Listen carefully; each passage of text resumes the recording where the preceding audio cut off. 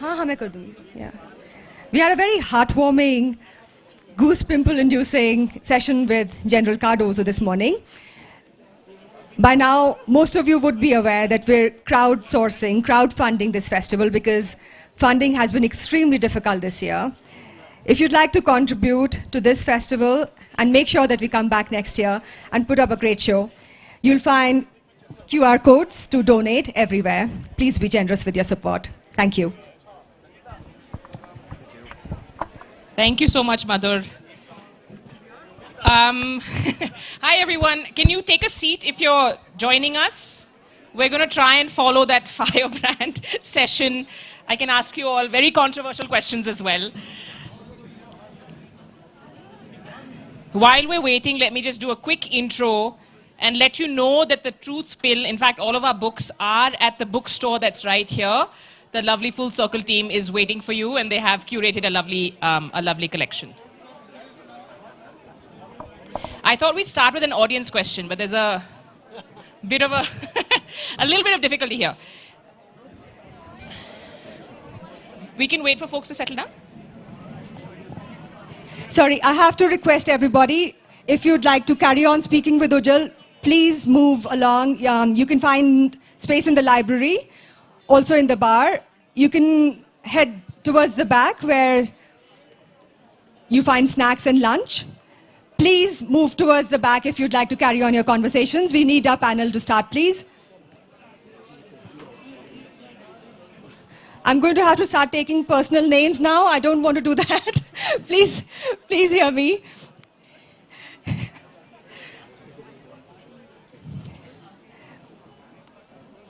Thank you, that's better. Thank you, Madhur. How about a round of applause for Madhur for the job she's been doing? Thank you. Calling out the big guns. Okay, we're going to start with an audience question. How many of you have read The Truth Pill? Can you raise your hand? No worries, no stress. Hopefully, if we do our job right, by the end of this, that will change. How many of you have ever taken a medicine in your life, an Indian-made medicine? Yes, thank you. I'm going to take a photo of this, one sec. I do want a photo of the audience as well, with your hands raised. Because we have some news for you. If you have taken any medicines in this country, you need to listen up. Thank you. I'm going to start by asking, Dinesh, Thakur and Prashant Reddy. One is a lawyer. One is a chemical engineer by training, who we got to know when he was a whistleblower against Ranbaxy, a case of fraud of such epic proportions that the world really woke up and paid notice. There was a huge payout, and then Dinesh decided he doesn't want to keep that money. He wants to give it away. So in the interest of a full disclaimer, the Thakur Family Foundation has funded many, many projects in this country, including a book I was a part of on the suicide crisis. Both of you, my first question to you is, what made you want to investigate this? When we're talking about the generic drug industry, for a long time, and I'm old enough to remember when India was genuinely considered the pharmacy of the world, there was genuine goodwill for the way our pharma companies were churning out generics that were life-saving, especially during the AIDS epidemic, let's say, life-saving medication that was affordable for the rest of the world, especially the global south. We were the good guys. What changed and what led you both to want to pick up this mantle and investigate this? Yeah, well, after the Ranbaxy scandal, the way that scandal ended was that Ranbaxy pled guilty to about 6 or 7 criminal charges in a United States court. And they had agreed to pay out penalties up to $500 million. Now, given that all the fraud that Ranbaxy had committed was in India, we were wondering why the Indian government wasn't taking this seriously. And the official stance of the Indian government was that this is a conspiracy by big pharma and foreign governments who are worried about, Indian companies competing with them. And there seemed to be complete, nonchalance. There was no interest at all in exploring some of the issues that had come up, because it was very clear that some of the issues at Ranbaxy were systemic problems because the kind of collusion that had taken place, which is what got even me interested in this topic. And eventually when Dinesh and I met up, we decided that this needed a deep dive, because this is an issue that for some reason doesn't get any attention in India, unlike, say, in other countries where there's a dedicated academia studying food and drug law. So that's how we got started in it. And we'll talk a little bit about why that is and how that impacts every single person in this room. Because, you know, sometimes you hear this as a glib saying that life is cheap in India. Nowhere is it more reflected than when anyone reads this book, which I will recommend everyone read, but please don't speed read because it'll keep you up all night with the facts. Dinesh, let me ask you what drove you and give you a few minutes to talk about and set the context. Sure. So you started out with a question, so let me ask one of mine. How many of you here are beneficiaries of what is called the central government health scheme? Just a handful? Okay. Did you know that last year, the Comptroller and Auditor General of India issued a note, a report, that said that in Mumbai, there were 26 lakh medicines of not of standard quality dispensed under central government health scheme. And you got it. If you're living in Mumbai, you got one of those medicines.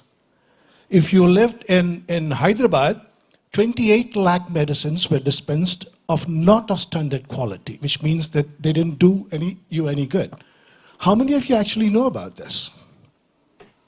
Do you? That's good. I mean, I'm glad that you know about it, but the fact remains is that if the government of India is procuring medicines that are supposed to help you, right?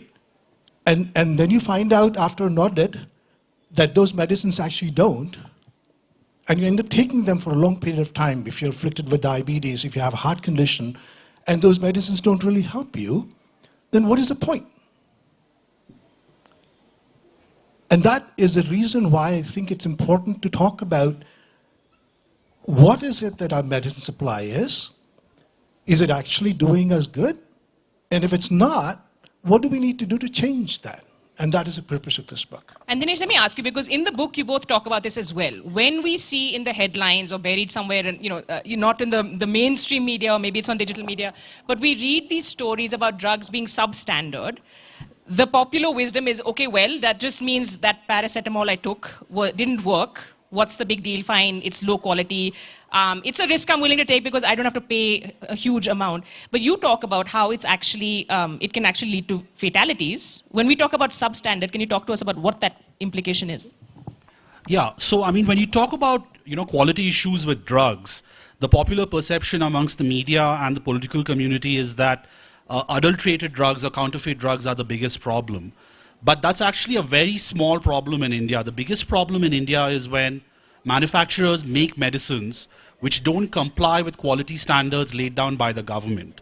And that can have serious ramifications for your health, which you or even your doctor may not be able to identify very easily. So for example, if you're on diabetes medication, the diabetes drug isn't working for a long time, then you may figure out that, okay, your sugar levels aren't being controlled, etc., etc. But let's take an antibiotic, right? If an antibiotic has only 12% or 15% of the active ingredient that it's supposed to have, and there have been cases, on government records there are cases like this, if you were to administer that kind of antibiotic to a person with a life-threatening infection, they would just die, right? So a lot of these quality issues are very complicated. As patients, you may not be able to see the immediate effects of failure, like if a hypertension drug doesn't work, before you realize it may be too late. So that's why regulation is so important, because this is something that the common man cannot see for himself. What we can see, though, is globally now that the adulterated cough syrup, the causing deaths that you've been talking about how are entirely avoidable globally. You have now governments in African countries which were looking to India to be the healing pharmacy of the world, as it were, for these affordable, low-cost generics who are now not entirely sure, and they know, and they have actually evidence that we're shipping out poor quality. So is that something you're both concerned about? Is that something we should all be concerned about? Because we don't see the headlines for what's happening in India as much, except a few cases that you've both talked about. Well, I think that the challenge, I think it's because this is very recent, when the Gambian authorities actually reported that there were 66 children dead after consuming cough syrup that was made in Haryana, the first response of our government was, well, this cough syrup is not made for sale in India, so we don't really have to worry about it. This was the official response of the Indian government. And while the Gambian government actually undertook a parliamentary investigation, produced a thorough report about linking what was in that cough syrup to the death of the 70 children, we've basically written it off completely right now. if you look at our response to the World Health Organization, we've been talking about, you haven't produced evidence to be able to sort of back up the point that you're making. Yeah, and the problem is nowadays the government is playing the nationalism card even when it comes to the pharma industry far more frequently. So kids are dying in Africa. The Indian drugs have killed kids in Uzbekistan. We've caused, eye injuries and loss of vision in the United States. All of this is in the last 1 year. And the government of India's standard talking line is that there is a foreign conspiracy to defame us. There's just complete unwillingness to even accept that there is a problem on the ground. And you both have also been called anti-national. We should hasten to add, the reactions that have come in have also not been flattering. Yeah, so half an hour before our book launch last year, it's almost exactly a year ago, or at 6:30 p.m. on a Saturday night, some hardworking bureaucrat in the Indian government sent us a legal notice for a media interview that we had given regarding the deaths in Gambia, where we said that the central government cannot escape liability and blame, and they are equally responsible for the deaths. So we got a very menacing 3 or 4 page legal notice on Saturday evening before 6:30. These guys are clearly, they knew our book launch was at 7, they were thinking it through. The aim was to clearly intimidate us. I'm just telling everyone, I told Prashant, I know he's a lawyer, so if anyone comes after me for doing this conversation, you better not charge me for that. But what have the reactions really been? In terms of your book coming out, you've been working on this for a while. It's not a new story. What's new in terms of what you both have done with your research teams is really digging into all of the data, finding what you can. What has been a reaction that stayed with you, positive, negative? Has it been overwhelmingly negative? What do you hear from doctors and pharmacists and regular people? Can you share a little bit? So I think, one of the reasons why we wrote this book is because you don't really have the ability to converse. You don't have the vocabulary to do that. I don't know how many people can relate to this, but, if you go to a doctor, the doctor gives you medicine, and you don't feel better. And then you go back to the doctor says, aapki dawai change kar dete hain. Right? 9 out of 10 times you don't ask the doctor, क्यों दवाई change कर रहे हो आप? पहली वाली दवाई में क्या कमी थी? और अब जो दवाई आप दे रहे हो, इसके अंदर क्या है ऐसे? Right? We don't have the vocabulary to converse, to make a conversation and engage with the medical community, with the public health community. And what we're hoping is, through this book, at least give you the vocabulary to talk to your doctors, to your, lawmakers, public health specialists, so that you can demand better accountability for this kind of nonsense that actually happens. You also have doctors, you talk about this in the book, you also have doctors who know some medicines are not having an effect, and you can see they're not prescribing those. You talk about this as well in the book. Yeah, so recently, if you were following the news, there was this NMC guideline, the National Medical Commission. They had come out with a guideline where they wanted to force doctors to write only the names of generic drugs, the generic name of the drug on the prescription. And there was a lot of pushback from doctors. And the reason for that is because doctors in India have themselves, through trial and error, figured out that not all generic drugs have the same effect on their patients. Because they have figured out through trial and error that certain brands seem to be working better on their patients than certain other brands. Now, this is not how it is supposed to be. In most other countries, once a generic drug is approved, no matter who manufactures it, it is supposed to have the same therapeutic effect. But Indian doctors know this. What we figured out during our conversations after we published the book, where a lot of them didn't actually know a lot of, the pharmacology of, drug manufacture, the legal framework. So we're hoping that our book, to some extent, has helped even educate them and perhaps help them articulate their opposition to such policies when the government comes out with it far better. And Prashant, in terms of reactions, what have been some reactions that have stayed with you? Well, there've been a lot of doctors who've been very grateful for the book because they seriously didn't get, they knew there was a problem, but they didn't understand what the problem exactly was. There have also been other people who've called us anti-national, and it's come up in court recently. I was involved in some RTI litigation where I was asking for the information, and I think Bharat Biotech was on the other side, and their lawyer called me anti-national, anti-vaccines, he called me everything. So the reactions have been polarized, but I think mostly the reactions have been positive, especially from the common audience, because I think medicine is a very emotive issue for a lot of people, and they have been appreciative generally that we've taken the pains to get into the nitty-gritties of the issue. You've both also talked about, for example, you're talking about the RTI. You've actually put in a lot of RTI requests to get the information we have in this book. And I think you both were saying that's something that seems to be changing as well. We don't have access to this as much anymore. So, I mean, we started working on this book in 2015. And in those times, when you filed an RTI, you could actually get some information. Today, if you file an RTI 9 or 10 times, you won't even get the information to write. So it's impossible to write this book today. The amount of data that's contained in this book, you will never be able to find out because the governance has become so opaque. There's absolutely no way that they'll actually give you information to make sense out of the decisions that are being made on your and my behalf by our government. And when you talk, go ahead.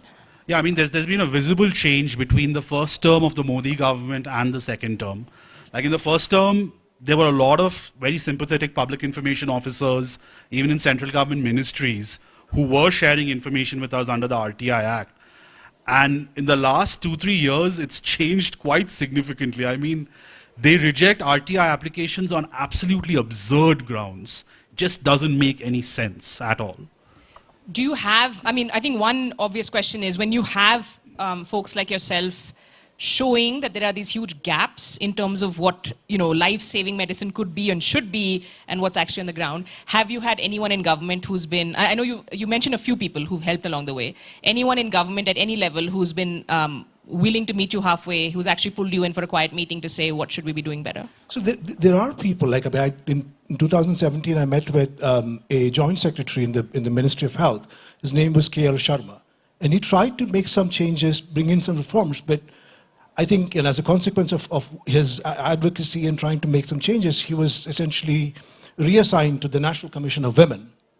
So that basically was his award for trying to do the right thing.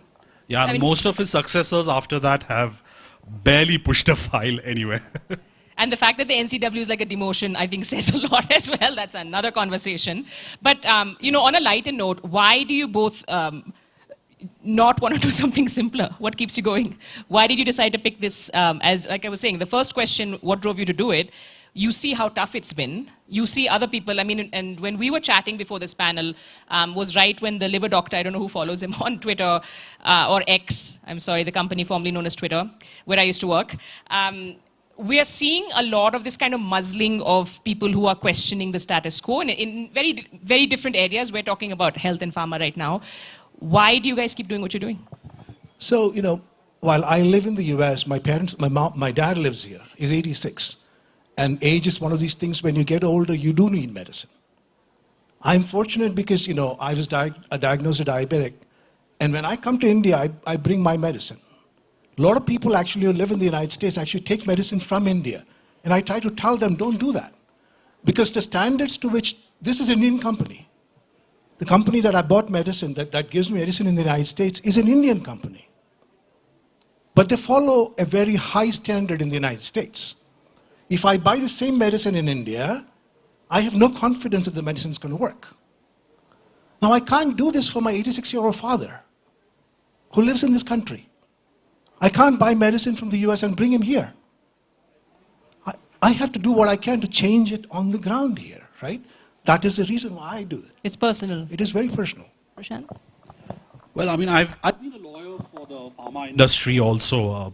I worked with a couple of law firms where I had pharma clients, and I mean, I clearly knew that there was something off when it came to drug regulation. And I mean, for me personally, this issue seemed fascinating to investigate and dig up because there was nothing. So, like purely from an intellectual standpoint, it was a fascinating, challenging exercise. And I mean, that's one of my main motivations to get into it. And in terms of what you both are hoping, let's say, if we were back here, at Kasauli in a year from now, what would you, if there's one or two things you wish would change, what would that be? Well, one would be what we've also been asking the government is that we hope drug regulation is democratized a lot more, in the sense that as citizens we have access to greater information, and as citizens we get a right to participate in the drug regulatory process. And these are not very big asks. If you look at it from a Western perspective, of how they do their drug regulation. Because right now, it is so opaque. I mean, we managed to write this book out of, like, with what little information was available to us. But there is so much information that is just not accessible to us. I mean, if we could access that information, we could write another 2 or 3 volumes of this easily. So one, I would really want the government to start making information accessible. It's the only way to keep bureaucrats in check. Because the moment you see a regulatory activity as a compact between the industry and the regulator, and the citizen is not involved anymore, there's going to be a lot of mutual back scratching. The only way to stop that is to make information publicly available. And we should have ways to intervene in the regulatory process itself. Because expecting us to go to the courts and trying to fix this, we've tried it. I mean, Dinesh has, like, we filed quite a few petitions before different high courts trying to intervene on specific drugs, which a parliamentary standing committee has flagged as dangerous. And it's been really difficult. The courts, the Indian courts just cannot handle complex litigation. So it's, we need ways to intervene directly in the regulatory process and stop bad decisions before they are actually implemented. So a good example of what Prashant's talking about is that a few months ago, both House of Parliament passed what's called a Jan Vishwas bill. I don't know how many of you paid attention to that. One of the 42 bills that was amended in that Jan Vishwas bill was the Drugs and Cosmetics Act, which is the topic of this particular book. Now, prior to that time, within the Indian law, there was a provision that said that if a drug manufacturer in a court of law was proven that they manufactured a drug that harmed somebody, bodily harmed somebody, the penalty was prison. There was a monetary penalty of 20,000 rupees or 1 to 2 years of jail time for them. That never actually happened. If you look at the case law, the court records, we've done a lot of research in it, nobody goes to jail. But it was a deterrent. And what happened in the Jan Vishwas bill was that by compounding, that provision was done away with. So there is no deterrent for the industry. Now, that vote was passed with a voice vote. You and I don't have a voice in the lawmaking process, which is what Prashant is saying. And how do we get a voice in the lawmaking process? If there is transparency in the way that the government is thinking about it. If there is no transparency, how does anybody even know what is being actually debated? I think, though, to follow up on what both of you are saying, because it does sound like, so if you have these joint parliamentary committee, people in government are taking note, they're trying to push across bills like this, which we're in a situation where there's perhaps lack of transparency, lack of accountability clearly, and it's not as simple as to say that, oh, people don't care or life is cheap. Like I was saying, that is one of those things people say about folks in India. What are the biggest deterrents then? Is it the pharma lobby? And again, you can't be like all pharma is bad. There are obviously people who care about what they're doing. What are the biggest deterrents to this? Yeah, I mean, the pharma lobby is very, very powerful, especially here in Himachal Pradesh. This is ground zero for Indian pharma because there was an excise holiday that the government gave the hilly states for industrial development. So a lot of pharma activities moved to Badi and Solan. And the problem now over here is that the Indian government looks at the Indian pharma as basically one of the few, if not the only, manufacturing success story in this country.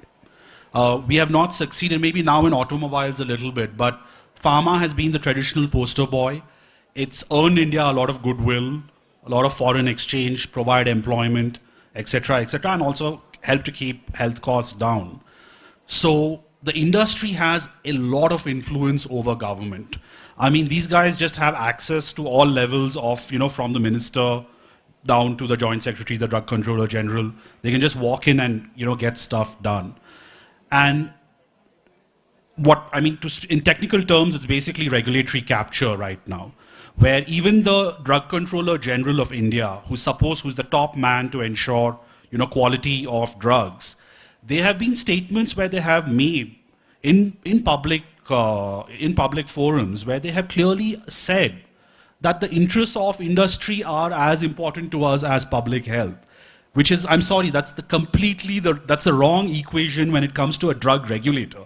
You have the Department of Pharmaceuticals, which comes under a different ministry, which is supposed to ensure growth of the pharma industry.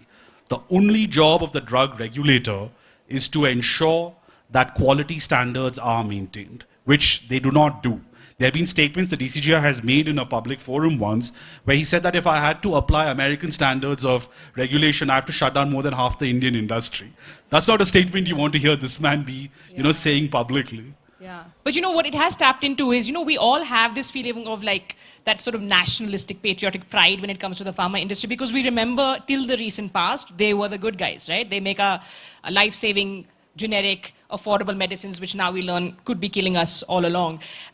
I do find it hard to believe, though. So when this kind of news story hits the headlines, or when your book comes out, there are obviously people in government at different levels who are also like, look, what is going wrong? What are the pharma companies telling them? Because they obviously, one is to brand you both as, there's some foreign conspiracy, anti-national hand here.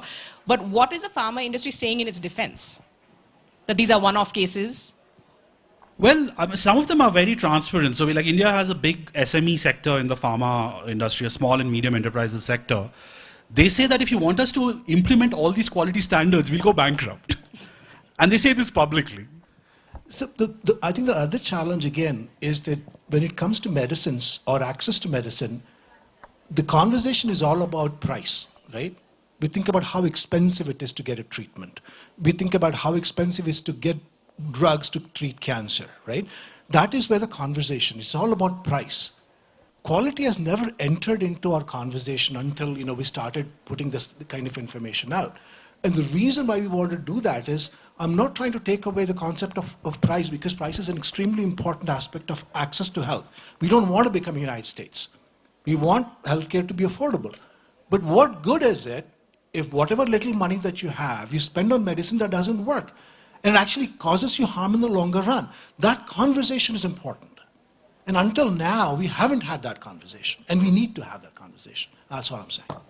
Which is why it's amazing to have you all here, kickstarting. And I do want to say on a lighter note, but important note, this is both Dinesh and Prashant's first literature festival. So a round of applause to all of you. Let me see, also with a show of hands, if you have any questions in the audience, we're happy to open early. Yes. Okay, great. Perfect. Happy to do that. We get you a mic. Yeah, I don't need a mic, but... We can keep the questions short and sweet because they seem to be I will quite do a that. bunch. So, Prashant and Dinesh, I'm Mohan. A couple of questions. One is, I've not read your book, but have you been able to break down the data in terms of problem statements and say these are the companies, generic local companies that have been in the forefront of issues? Yeah. And the other question I wanted to ask is, keep in mind that India is also very heterogeneous in terms of healthcare. And predominantly, a lot of people, especially in rural, go to Ayurveda and other treatments. So does that make your diagnostics a lot more complex? It does, Mohan. And so we don't go on specific companies because that's not our remit. Our goal is to look at the regulator and the regulation, right? So the last chapter in our book actually goes to a lot of policy recommendations where we believe that that's where the focus ought to be. Singling out, see, the thing is, industry will always push the envelope, whether it is in our country, India here, or the same pharma companies in the United States and Australia. You've seen what happened with the knee replacement nonsense. You've seen what happened with the talc powder. Companies will always push the envelope. The counter to that has to be regulators who are supposed to be looking out for people of the country. And our regulator is not doing that. What is the point of talking about individual companies when our regulator is not doing our job? Right? That's the point. On the second question that you're asking, the Ayurveda and what we're doing with Ministry of Ayush, we're spending 17,000 crores of our tax money every year. 10 years. Oh, 10 years, sorry, last 10 years. And we really don't have good measures of measuring what the outcomes are. It's a really deep, issue. We have one chapter in our book, but a lot more work needs to be done in order to address that aspect of it. As we're sending the mics around, any students with a question? We see you in the back. But it's okay, it's before lunch, no problem. Yeah. There's one here in the front row. Yeah, Mr. Thakur, the concept of generic drugs, we always thought, as a maybe not very knowledgeable, it's an eye-opener, that generic drugs are cost-effective. Like if you are taking crocine, it is at X value, but government have opened in Shastri Bhavan and others, the generic where maybe you should take paracetamol in a raw form. So you mean those generic things are not effective? And one, and secondly, I totally agree with you. I will be pleased to raise a private member's bill and raise this issue in Rajya Sabha, and I will take more inputs when we are back. I will raise this issue in the parliament. Thank you. Thank you. So I'm not saying that all generics are of bad quality. I will never say that. The problem that we have is that we have to have consistency in the quality of what we make, right? So today, as a manufacturer, if I make a batch that is of good quality, and tomorrow, because I did not check my raw materials, which is what really happened with the cough syrup situation, and remember, a lot of raw materials that we used to make in this country now we buy from China, right? If we don't have proper quality control procedures, and we use that raw material to make a product quality of not of good quality, how do I make sure that the batch that went from manufactured in Solon in Baddi that went to Mizoram was the same batch that was sent in Karnataka, because Karnataka's regulator is a halfway decent regulator. So is Maharashtra's. But we don't have state capacity within all our states to equally regulate this kind of stuff. Smaller states don't have the capacity to do that, right? If a regulator in Karnataka actually finds a drug of poor quality, all that regulator can do is write to the regulator of Himachal saying, look, you factory made this drug, we've tested in a government lab, it is not a standard quality, can you please recall that? I gave you an example, the CAG report. The CAG report says that in those cities, lakhs and lakhs of units of poor quality drugs were actually given to patients. We do not have a law to recall that. We don't have a way to tell the consumers, the beneficiaries of central government health scheme that, you know what, we gave you a bad quality drug. By taking this drug, your blood pressure is not going to go down. Your diabetes, blood sugar is not going to get controlled. We have no way to say that because we don't even have a law. And if I can just add, sir, to the first question on whether all generic drugs are bad. Now, if I give you a quick example, one of the basic tests that are done globally to ensure that generic drugs are equivalent to the innovator drug is something called bioequivalence testing. Because the challenge of formulating a generic drug is to ensure that it actually dissolves in your blood and it's absorbed by your body properly. So bioequivalence testing is you test the drug on human volunteers, measure their blood and see to what extent the body is absorbing the drug. Now this testing was not mandatory for all drugs in India till 2017. In 2017 they amended the regulations. We had filed petitions, etc., and there was something already on the table, so they amended the regulations. But they didn't apply the regulations retrospectively. So all the generic drugs which were approved before 2017 are not going through the same testing. And there's absolutely no sense to having such a regulation like that. So there are a lot of examples like that, because of which the quality of drugs may be different across, depending on who's manufacturing it. So the government just doesn't apply rules consistently across the board, and even when they know something is wrong, they don't fix it. For example, this recall example that Dinesh is giving, we check government records. It's been it's been discussed in committee reports since 1976. Every committee report has come out. The committee reports are thankfully accessible. But 42 years later, they're still discussing it in committee reports, saying that this recall law is very important, but they haven't done anything to fix the problem. But I think maybe it'll be good for them, for you to talk to sir about a private member's bill. Yes, KSLF impact. This issue will be That'll be fantastic. Thank you so much. Not bad for your first Lit Fest. That would be amazing. So may But would you correct me if I'm wrong, but has the Food and Drugs Act been replaced by the Drugs and Cosmetics Act? And isn't it a travesty to lump these two disparate areas together, because you can be doing as much harm or almost as much harm in all the areas? So food, there used to be a food law from 1954, which was replaced in 2005. But drugs and cosmetics has always been a different law. So while the 1954 law was replaced for food, the Drugs and Cosmetics Act, which is from 1940, has not yet been replaced.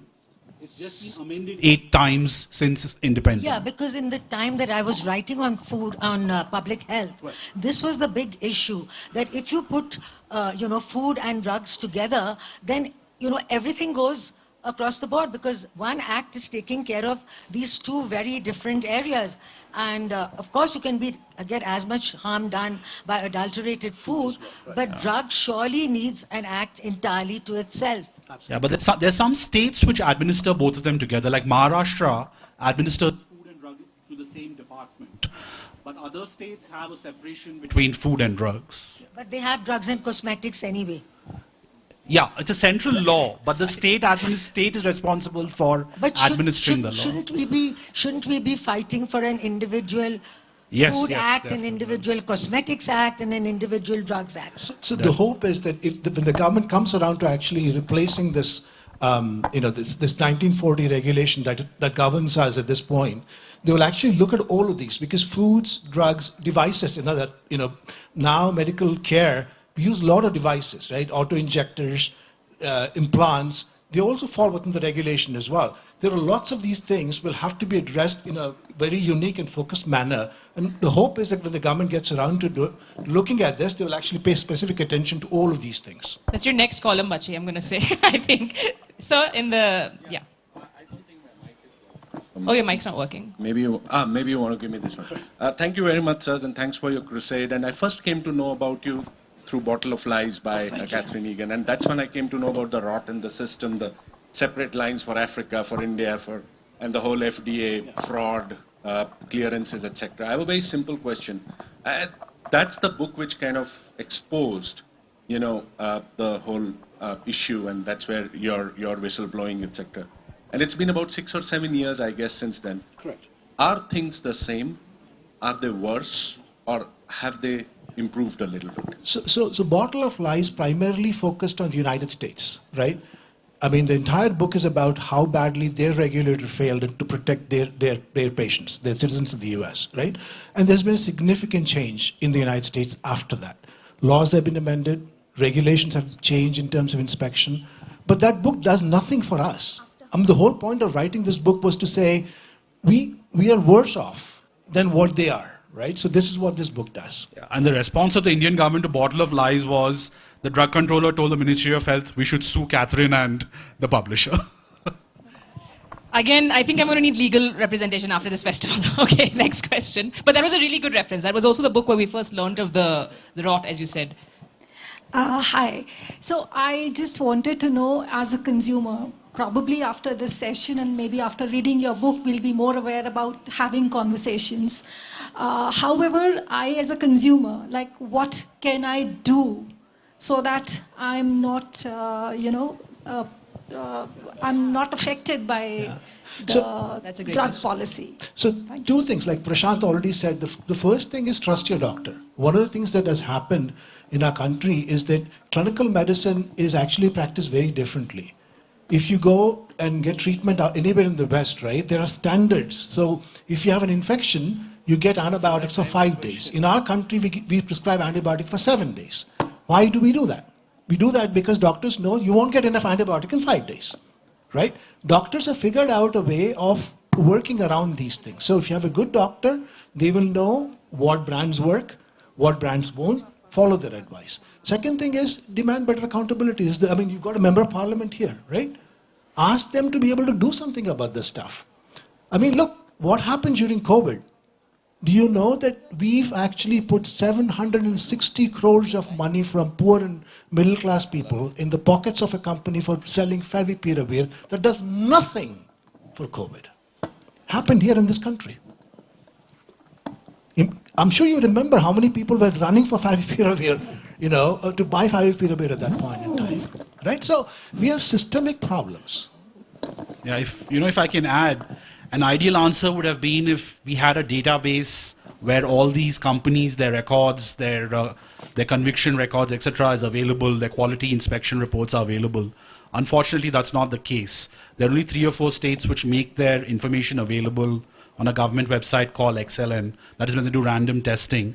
But that's the problem. You as a citizen should be able to equip yourself with the information about the antecedents of a pharma company before you consume their drug. But we just don't have that information available, and which is where the reform has to happen. I think we have 3 more questions just in the interest of time. 1, 2, 3. A great audience with all of these amazing questions, but go ahead. Well, you did refer to regulatory capture. That is the most important issue which you have identified. Now, the regulatory capture takes place in America, it takes place in other developed countries. But the kind of controls which you have, they are very different. In India, politics is commerce and commerce is politics. So under these circumstances, well, you don't have the judiciary being so functional effectively because of the complexities. So how do you locate your struggle for a common man? Thank you. Can I just club the second question also? There was one in this row. We can do it together. My name is Gopalakrishnan. I am from the corporate sector. And everything that you said about the pharma industry could equally be applied to Companies Act, environment, industrial manufacturing, pollution, and so on. And the thought has passed my mind. And my question is, do you have a point of view on that? Yeah. That the resources and the talent applied to creating laws, which is much easier than regulating and judicial dispensation, these are disproportionately arranged. Yeah. Because it just takes one law ministry, and I'm making it sound simple, Yes. to create a new law. Yeah. But to regulate it and to deliver judicial justice is a different thing. Do you see an imbalance in this? So let me answer the first question that was asked there, and then Prashant, you can chip in as well. I think the question you asked is absolutely true. Regulatory capture happens in the United States and it's worse than what happens in India. The first step that both Prashant and I talk about is transparency, right? Try and bring as much transparency into the functioning of the bureaucracy so that you and I can at least ask questions. Right now, I don't even know what question to ask, right? If I don't know what question to ask, how do I hold anybody accountable? At least bring more transparency. Don't kill the RTI Act. At least enable that to do what it needs to do. That's my take on it. So you asked us where do we locate our struggle in trying to reform this. I think we are at the start of a very, very long journey to try and reform this, and I think the limited role that Dinesh and I play in this is to try and do research and break down complex concepts and try and educate, especially journalists and lawmakers, because what we figured out is there's very little understanding about some of these issues because of the inherent complexity. So the way we do it is, the book is one way where we try to do our advocacy, but we also write a lot in newspaper columns because we figured out, for example, like laws like the Janvishwas bill, which are so technical and complex, unless you're trained in these issues, you're not going to capture that one provision which is going to alter the balance of power. So our struggle is limited to try and educate more and more people to change this, and we hope that once public health journalism becomes a serious issue in this country, it may get a little bit more traction. But beyond that, I don't think we have a larger plan on how to change drug regulation.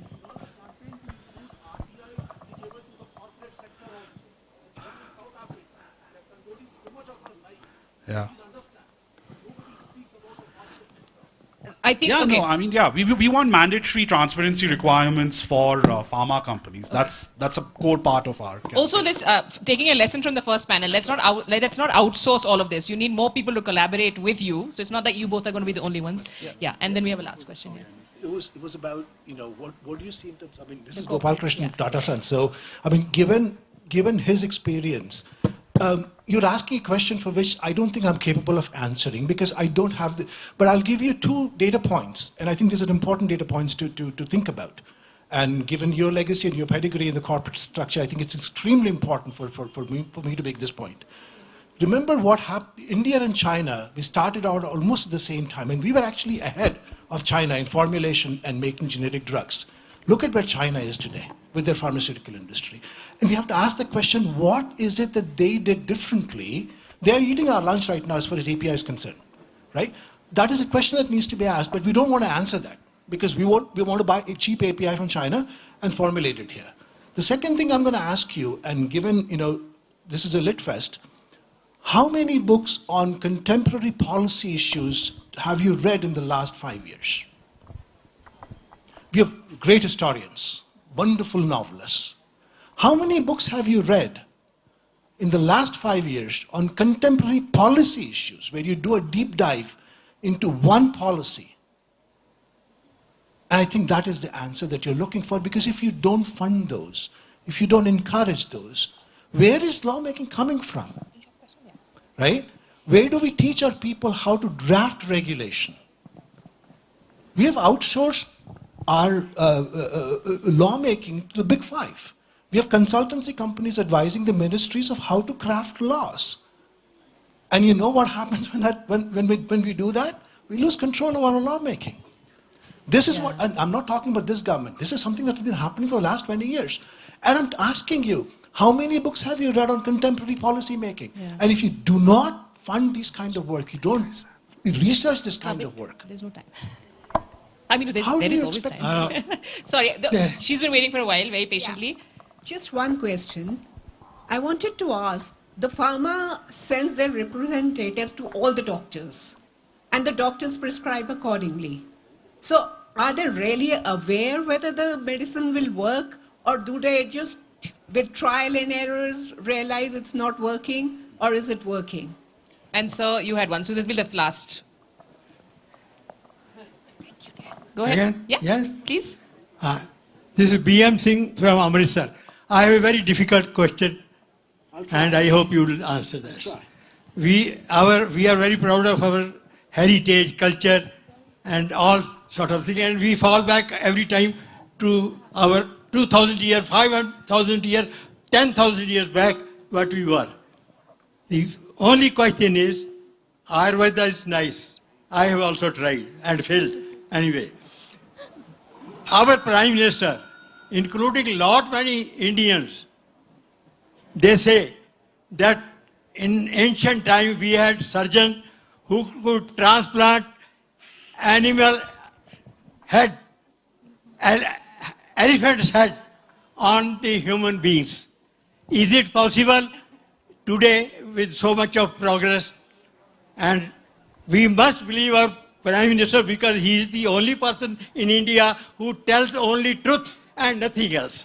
Please answer very honest. You're going to get them. Was there any surgery? Is there any surgery now competing the present surgery? So, thank you. Yeah. Okay. So, Can you, sir, I mean, sir, my only answer that I can give you is that if our education system hasn't taught us how to distinguish between myth and science, there's nothing I can do. Right? That's all I can say to you. The question that you asked, ma'am, I'll give you a simple example.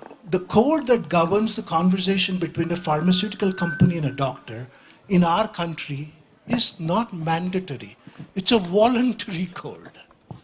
Okay? How do you prosecute a voluntary code? And why do we make voluntary codes?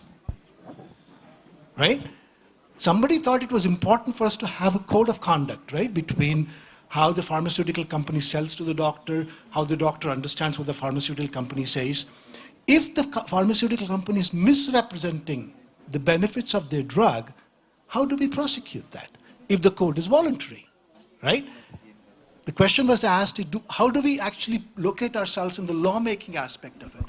We don't have the competency, we've lost the competency to write laws. you know, I think so. We are at time, and I don't want to upset Madhur or this wonderful festival. I want to say you've been an amazing audience. We will ask the writers to go to the bookshop and sign some books. So please continue the conversation. There's a gentleman there who's a question for you. I'm sorry. But we're at time. So he's going to... Can we do this? Can you do it off stage with them? We're just going to wrap up so the next panel can start. But let's give a round of applause to our writers and to all of you. Thank you. Thank you, Amrita. Thank you for sitting with us through an India-Pakistan cricket match. There are more people than we expect. Thank you, Dinesh, Prashant. Brilliant session, I must say. You'll all agree. The bar is open. Not only is lunch served, the bar is open now. So, in the interest of more fun and a wonderful Saturday afternoon, I encourage all of you to please proceed towards the dinner room, please. Yes, please. Khana is at the back. The dining room is right at the back. May I also request everybody to be back in 45 minutes so that we can start the next session. Thank you. please be back here by 2:20. I will select your clothes. Hi. He's trying How are to you help today? me model. Very well. May I ask you to please sign this for my father? Sit down.